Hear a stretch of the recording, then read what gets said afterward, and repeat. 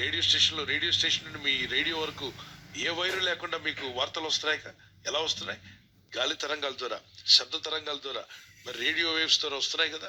అలాగనే మనుషులు పలికిన మాటలు ఎయిర్ లో ఉన్నాయి. ఈ మధ్య ఒక సైంటిస్టులు ఒకటి కనుక్కుంటున్నారు ఆ యంత్రాన్ని. అదేంటంటే గతించిపోయినటువంటి వాళ్ళ మాటలన్నీ కూడా గుర్తుపెట్టే యంత్రం అట. అంటే పెళ్లిళ్ళు మేము ఏమైనా తిట్టారనుకోండి, ఆ డేట్ వేసి కొడితే వాడు తిట్టింది మళ్ళీ మీకు వస్తుంది.